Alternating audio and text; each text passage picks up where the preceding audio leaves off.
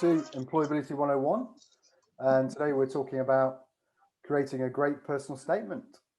What exactly is a personal statement? It's the part of your CV that actually isn't a list.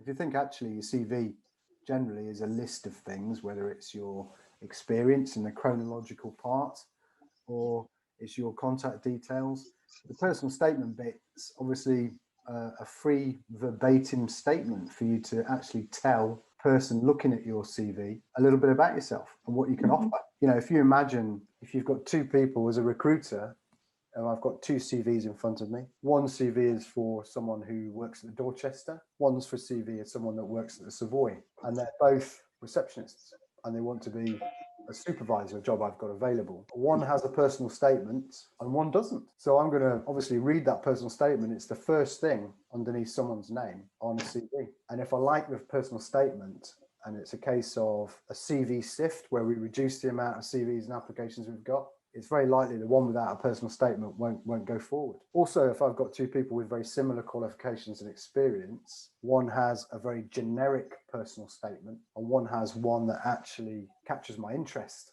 then I'm very much going to focus on the one with a personal statement that catches my interest. Personal statements have three parts to it. Who you are in relation to your job. What job are you doing at the moment? And a little bit about how you're doing that job. Your suitability for the role that you're applying for. We have got quite a habit these days of having one personal statement and then leaving it on our CV and sending that CV out to everybody, when a personal statement's only short. So we should only be putting information relevant to the job that we're applying for, not just a general statement. The third bit, which is the one that most people miss, especially when they're applying for lots of jobs and sending out one CV, is what do you actually want?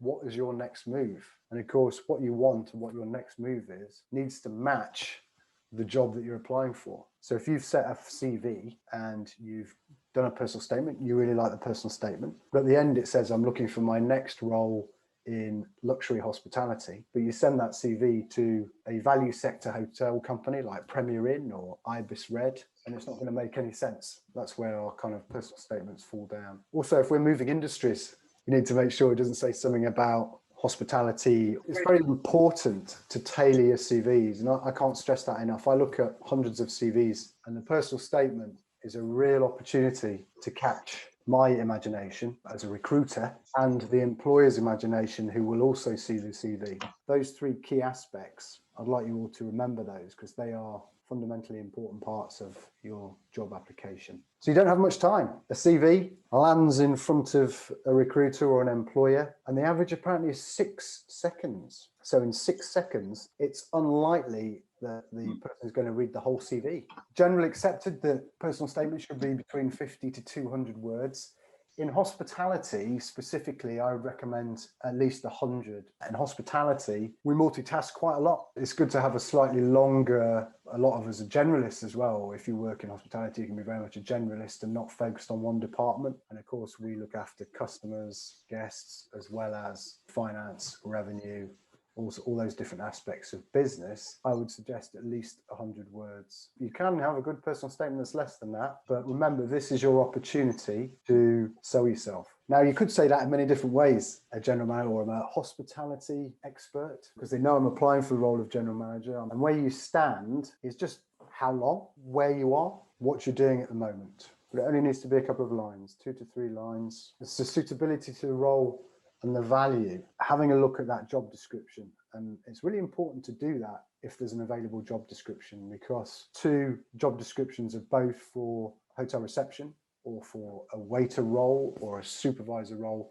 It does not mean that those jobs are the same, and they might be looking for very different things from those 2 different roles. Now, I've worked in 4-star hotels, 3-star hotels, and budget and lifestyle hotels, and the job of a receptionist, as I mentioned, is very different. In 4-star hotels, it's very much the focus is on looking after that guest in front of you. With some brands, you have more to do than other brands. If you're in an airport hotel, you might be trying to sell park and fly. In a lifestyle brand, you'll be checking that guest in. You might very well be serving them a pint of beer, and then you might be helping the housekeeping team check rooms. So the 2 job descriptions for those 2 roles will be very different. The career goal, this is the shortest part, short and sharp. why you're applying for it and how it fits with your career goals, why you want the job and what your next goal is. You could even put your ultimate aim. You could put, I wish to apply for the job of reception supervisor because my main aim over the next 5 years is to become a reception manager. And I really want to do that under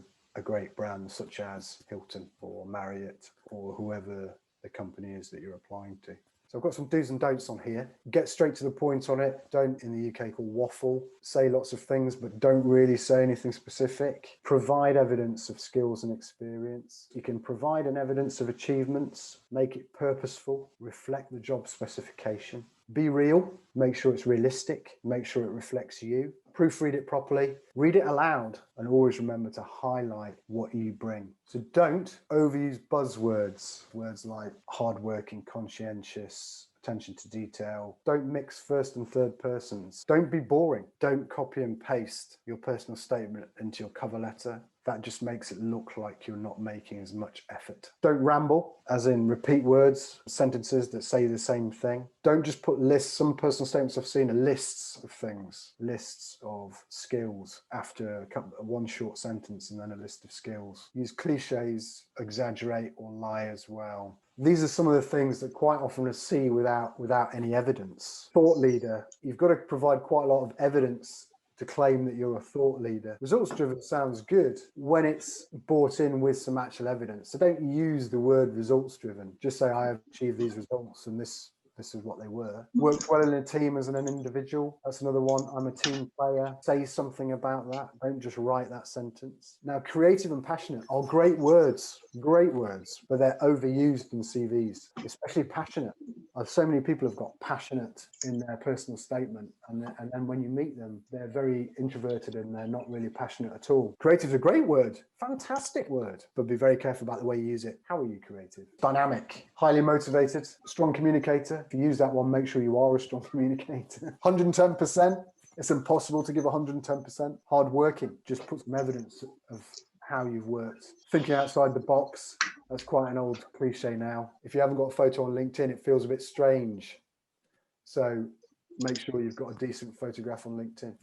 I hope you enjoyed it. Let me know if you didn't. I like feedback, so if it wasn't any good, let me know. Hope you all have a great week. And